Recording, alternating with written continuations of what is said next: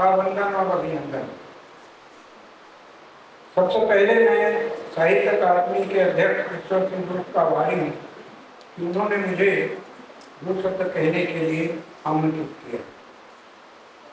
आदरणीय मुकेश वर्मा जी, भाई प्रभु नारायण वर्मा जी, बसंत त्रिपाठी, सामने बैठे सुशांत जी, बस्तर बस्तर जैसे महत्वपूर्ण उपन्यास के लेखक लोक बाबू जी, और जिनके लेखक के रूप में बहुत कम ख्याति है, लेकिन जिन्होंने एक अद्भुत कहानी लिखी है, वह उनके लेखक अभी तो बैठे थे शायद गुरबीर सिंह भाटिया, आदरणीय रमाकांत जी, भाभी और ढेर सारे जी और नई पीढ़ी के नौजवान दोस्तों। जब 10-15 मिनट में बोल लूंगा तो आपके सामने परीक्षा भी होगी और एक चुनौती, उसे ध्यान से सुनिए। रमाकांत जी से मैं पिछले 50 वर्षों से सीखता रहा हूं। रमाकांत जी से मैंने एक बार पूछा कि आप कहानियां क्यों लिखते हैं? उन्होंने कहा, महावीर जी थोड़ी बहुत यश की कामना है, सामाजिक चेतना और परिवर्तन की दिशा में कुछ कदम आगे बढ़ना। इन 50 वर्षों में वैसा परिवर्तन तो नजर नहीं आया। नई पीढ़ी के नौजवान दोस्तों को मैं बताना चाहूंगा, परिवर्तन कोई जादू नहीं है कि अचानक आ जाता है। ये जो बिजली जल रही है, वायर के भीतर जो अंडर करंट होता है, उस तरह परिवर्तन धीरे धीरे होता है। कलकल और छलछल करते झरने की भीगती फुहारों से जब शब्द निकलते हैं और हर यहाँ के फूलों से जब झरते हैं सब, और रमाकांत जी जब माई के साथ खड़े होते हैं बोलते हैं तो मुझे बहुत सुकून मिलता है। बात परिवर्तन की थी। 50 वर्षों में वैसा परिवर्तन मैंने नहीं देखा, लेकिन एक परिवर्तन मैंने 40 साल पहले तत्काल देखा था, वो आपको बताता हूँ। खैरागढ़ की बात है, उन दिनों में खैरागढ़ में वरुण की मलिका लता मंगेशकर जी खैरागढ़ पधारी थी और उनका सम्मान हुआ।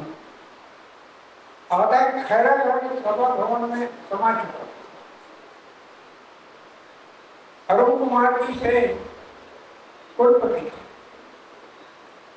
लता जी के मंच पर बैठने के पहले 1 घंटा पहले सारी कुर्सियां खचाखच भर गई और जिन्हें विशेष आमंत्रित किया गया वे 40-50 लोग दरवाजे पर खड़े थे।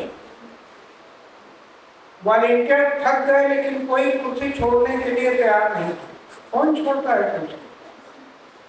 अरुण कुमार सेन जी ने रमाकांत जी को बुलाया और माइक सौंपा और कहा कि यह संकट है, इससे निकालिए।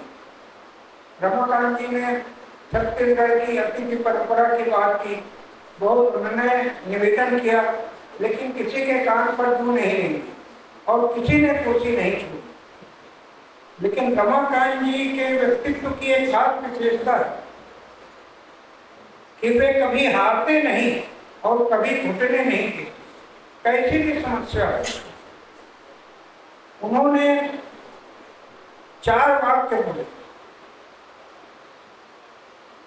कि हर बच्चे को, जितने भी बच्चे यहाँ बैठे हैं, 8 साल के, 6 साल के, 10 साल के, 12 साल के, उनको सबसे सुरक्षित स्थान पर बैठाया जाए।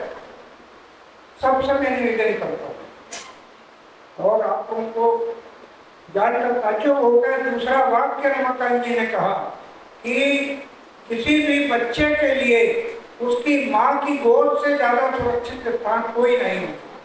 तालियां बजी। और मैंने शब्द शक्ति का चमत्कार देखा, परिवर्तन देखा। देखते ही देखते 100 बच्चे जो अपने माँ के बाजू की कुर्सी में बैठे थे, उनको सब माँओं बहनों ने अपनी गोद में बिठा लिया और एक बहुत बड़ा परिवर्तन हुआ। सारे अतिथियों के लिए कुर्सियां खाली।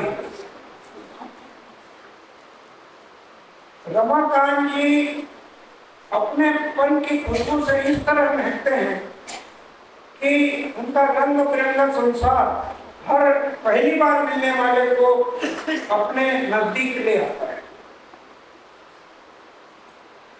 अनुभव, अध्ययन और अनन्य अभिव्यक्ति, ये रमाकांत जी के वक्तव्य में भी होता है और कहानियों में और संस्मरण में।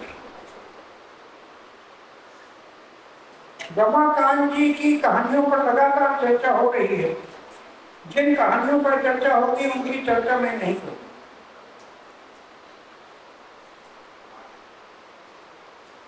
सबसे पहली कहानी जिससे रमाकांत जी को राष्ट्रव्यापी ख्याति मिली, लगभग 40-45 साल पहले, उसका नाम है मध्यांतर। यह कहानी रमाकांत जी ने 32 साल की, लगभग 32 साल की उम्र में लिखी थी। इसकी विशेषता मैं बताता हूँ कहानी, क्योंकि मेरे पास समय बहुत कम है। कहानी किसी सामान्य सी पत्रिका में छपी।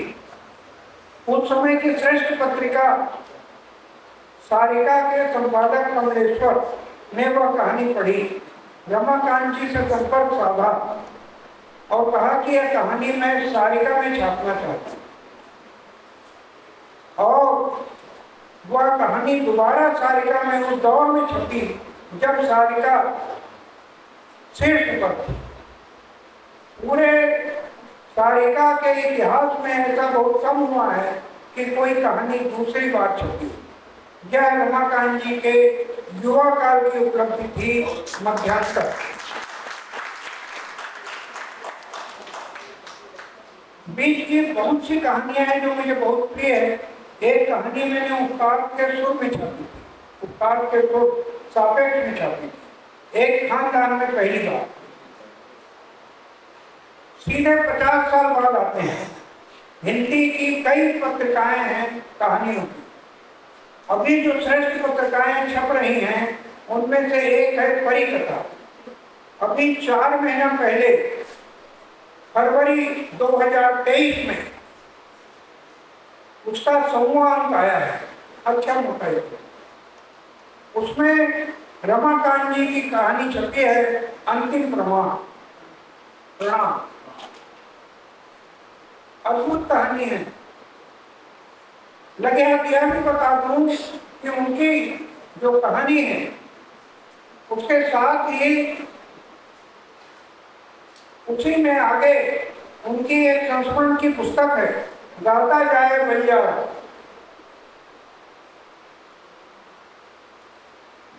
उस पर हमारे युवा आलोचक सियाराम शर्मा ने समीक्षा लिखी है।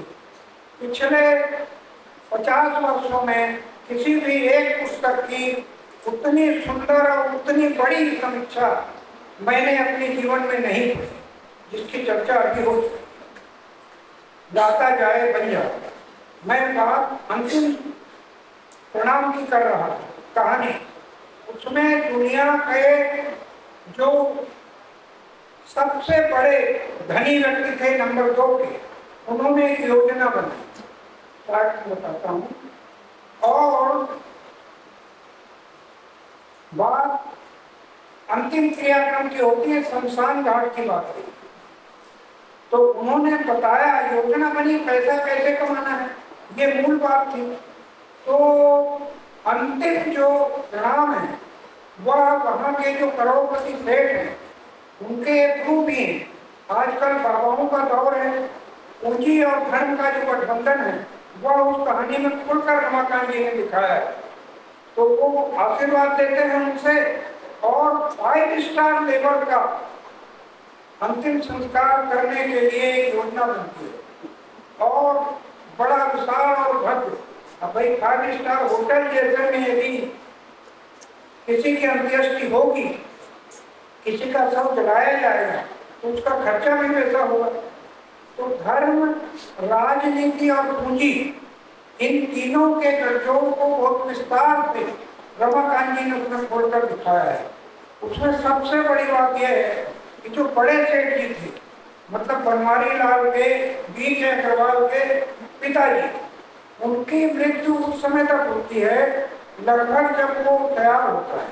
तो अंतिम जो एक वाक्य है कि बड़े सेठ बड़े होशियार थे और बड़े दूरदर्शी थे, देखिए मरते समय भी उन्होंने अपनी दूरदर्शिता नहीं छोड़ी और पहले क्रियाक्रम के लिए कितना परफेक्ट टाइम चुना और वो कहानी खत्म होती। दुर्लभ कहानी है, नई पीढ़ी के लड़के उसको खोज कर पाए।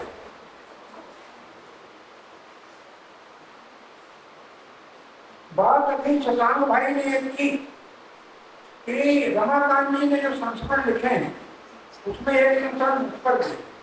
वो इसलिए मैं बता रहा हूँ कि अभी उन्होंने कहा कि 4-6 समोसे खा चुके थे और हनुमंदा प्रहार कार्यक्रम चल रहा। जब महावीर अग्रवाल की बात कर रहे थे वो मैं, तो भाभी जी को प्रणाम। रमाकांत जी से मेरी जब भी बात होती है फोन पर पिछले 15-20 वर्षों में 5-10-15 मिनट साहित्य चर्चा, कहानी, आलोचना, सब जो भी कहें और खुलकर हंसते हैं। अगर 2-3 बार खाके नहीं लगे तो वो फोन बेकार हो जाता है, लेकिन उसका समापन हमेशा कि आपने क्या खाया महावीर जी, आपने क्या खाया रमाकांत जी, इस पर होता है। तो अभी भी 4 दिन पहले उन्होंने फोन किया, महावीर जी 1 घंटे से फोन लगा रहा हूँ, आप उठाते ही नहीं, कहाँ चले गए? तो मैंने उनको बताया कि सर गुरु विलय में जितने नया रेस्टोरेंट खुलते हैं उसमें हम खाना खाने जाते हैं। तो अभी 1 हफ्ता पहले एक सूर्य महल है, वहाँ एक हल्दीराम का नया रेस्टोरेंट खुला है और इतना अद्भुत है कि मैं क्या बताऊँ। और फिर हमारे ठहाके लगे। आज सुबह मैंने रमाकांत जी को फोन पर बधाई दी हिंदी दिवस की, भाभी जी को प्रणाम। बात छूट रही थी कि मैं हिंदी जगत में सबके यहाँ माथा टेकने जाता रहा हूँ और सब मुझे भरपेट खाना खिलाते रहे, लेकिन 3 भाभियाँ ऐसी हैं जिनकी चर्चा में नहीं करूँगा तो बात अधूरी रह जाएगी। दीपा भाभी खैरागढ़ में रहे तब और दुर्ग से खैरागढ़ गए तब भोजन करने ही बिना कहे बन जाता था। उनको मालूम रहता है मुझे क्या पसंद है। अक्सर खीर बनती है और हमेशा जितनी बनती थी उससे दुगनी बनती है। तो भाभी जी माँ की तरह खिलाती है। छत्तीसगढ़ी में कहावत है, मगहा के बरसे और माता के परसे।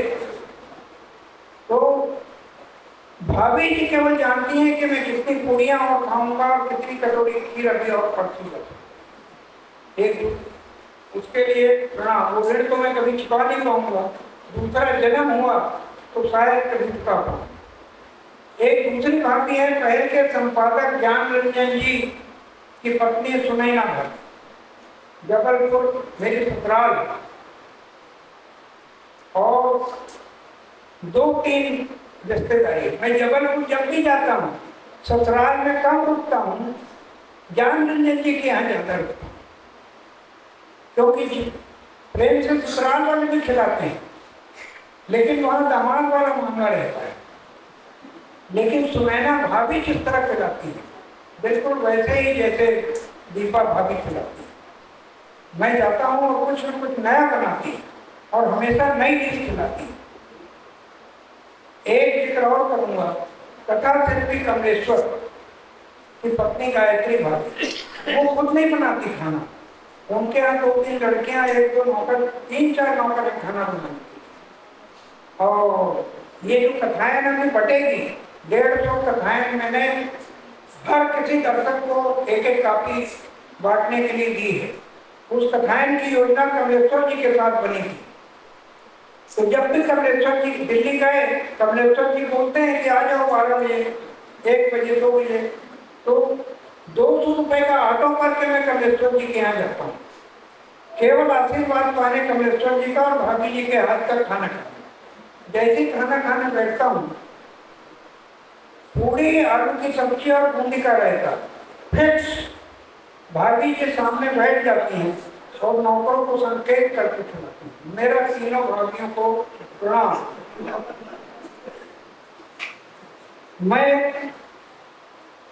मैंने रमाकांत जी से बहुत सीखा है, असहमतियां बहुत रही, आज भी, लेकिन सीखा मैंने बहुत।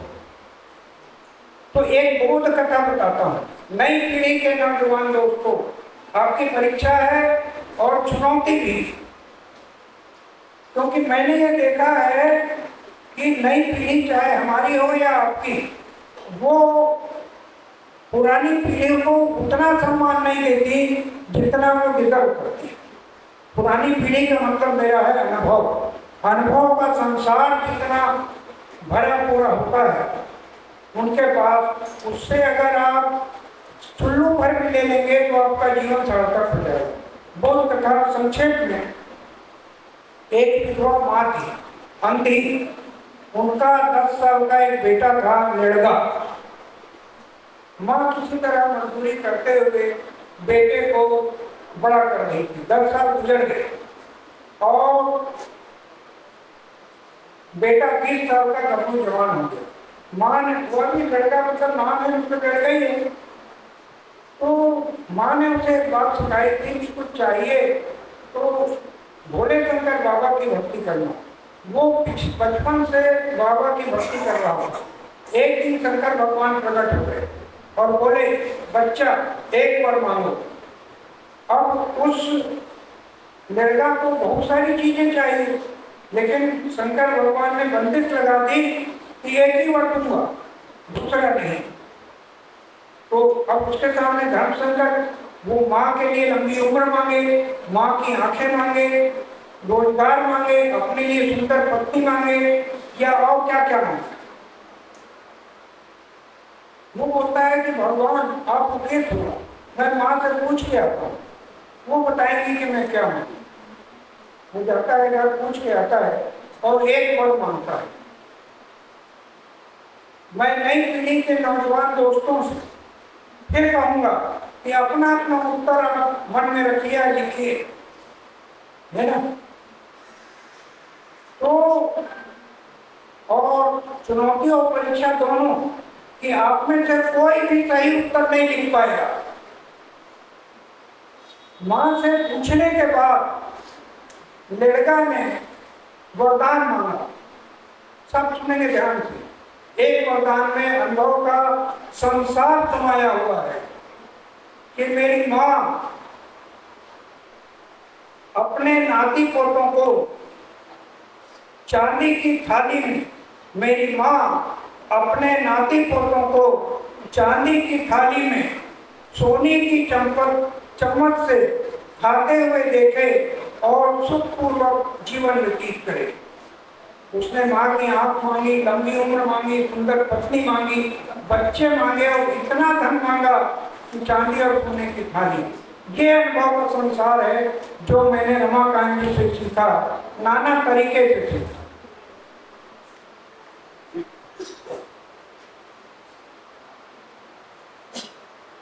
एक कहानी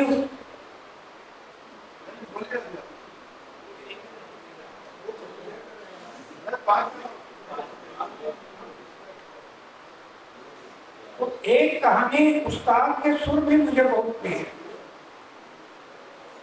उस्ताद के सुर में सामंती अवशोषों के टूटने और पूंजीपतियों के कला प्रेम की कहानी, और सितार वादक है उस्ताद, उसके जैसा व्यक्तित्व, जैसा वर्णन उन्होंने किया है, वो रजवाड़े में थे, वहाँ किसी राजा ने उनको गुरु बना दिया, डंडा बंधवा दिया और सीखने लगे और सब कुछ गाँव दिए, आ दिया। वहाँ एक नर्तकी थी गौहर जान, बड़ा ही खूबसूरत। रमाकांत जी ने लिखा है रूप ऐसा कि आदमी आग पर जलने के लिए तैयार हो जाए। अभी 4 दिन पहले रमाकांत जी से मैंने फिर चर्चा की उस कहानी की, सापेक्ष में छपी है। तो जब भी गौहर जान ये रमाकांत जी ने लिखा है, उस्ताद जी से सीखती तो वो ढीले बंद वाली चोली पहनी हुई आती जिसमें आधा भाग साफ दिखता था, और बार बार वो चुनरी को हटा देती। लेकिन इसके बावजूद भी चूंकि वो राजा की प्रिय थी, उस्ताद हमेशा अपने नियम संयम में रहे। वो फिर 20 साल बाद एक करोड़पति के यहाँ सितार शादी के में आते हैं और होटल में रुकते हैं। आदि आदि जैसा भी है, पीने के लिए जाने वाले बॉटल मंगाते हैं। एक विशेषता और उनकी रमाकांत जी की कहानी होती कि मैंने इनकी कोई कहानी ऐसी नहीं पढ़ी जिसमें जानी वाकर नाम। तो ये तो अच्छी बात। हाँ, मैं भी इसीलिए बता रहा हूँ। तो बैंड बाजे वाले उस्ताद के पास आकर सब पैर छूटे हैं और फिर करोड़पति से उनको भगा देता है। वो पर्दे के पीछे खड़े हैं। हजारों लोग आए, कलेक्टर, कमिश्नर, पूंजीपति, मंत्री, विधायक, और बड़ा हाल भरा हुआ है। अब उस्ताद समझते हैं कि इनको सितार से कोई लेना देना नहीं, सितार सुनने वाला इनमें कोई नहीं। उसी समय उस्ताद की नजर पड़ती है कनात के पीछे, बाजा वाले ऐसे झुक झुक कर देख रहे हैं। वो सोचते हैं कि ये सुनेंगे, लेकिन वो पर्दे के पीछे हैं। तो वो बनवारी लाल सेठ को इशारे से बुलाते हैं और बोलते हैं कि ऐसा ऐसा है और आप उन बाजे वालों को बुलाइए। अब करोड़पति सेठ बोलता कि नहीं, नहीं बन पाएगा, नहीं बन पाएगा, ऐसा नहीं हो पाएगा और ये संभव नहीं है। यही बात महत्वपूर्ण है कि उस्ताद उनसे कहते हैं कि ऐसा कीजिए, अव्यवस्था की कोई बात नहीं, मैं 10 मिनट रुकता हूँ, सामने दरी पे बिछा दीजिए, सामने जो जगह खाली है और उस पर उनको बैठा दीजिए। वो मना करते हैं तो रमाकांत जी ने बहुत सुंदर शब्द का प्रयोग किया है कि उस्ताद के स्वर में जिद खनखनाई, और करोड़पति से मन मारकर बाजा वालों को बुलाकर सामने बैठाता है और बहुत ही शांत भाव से उस्ताद सितार बजाते हैं, खुश होकर सितार बजाते हैं। ये रमाकांत जी की कहानी की विशेषता है, जिसमें कलाकार ने अपनी अस्मिता को अंत तक बचाए रखा है।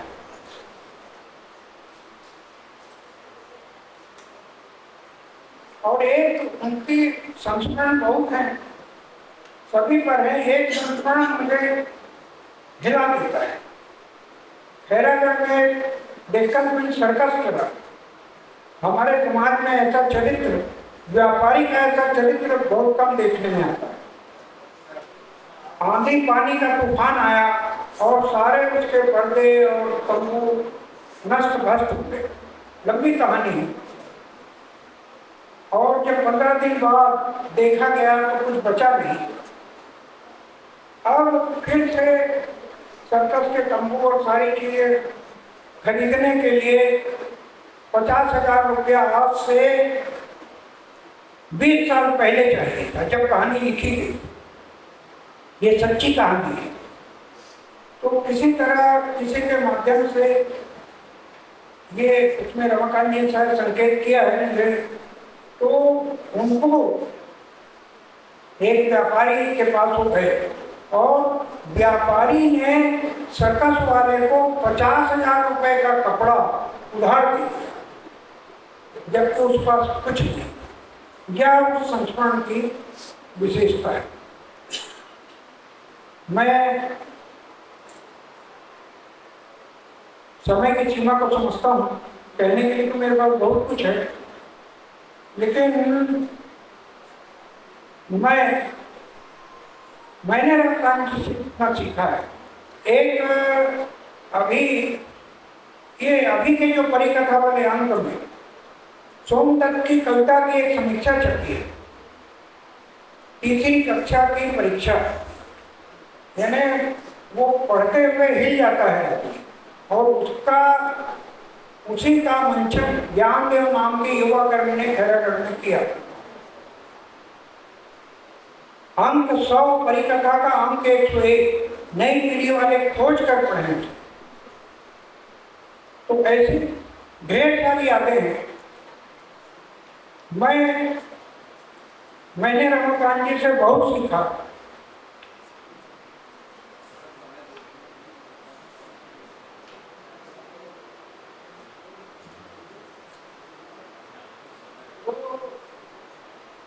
रमाकांत जी से जो मैंने सीखा उसे मैंने एक मुक्तक में लिखा, अपने एक मुक्तक में लिखकर बताने की कोशिश की।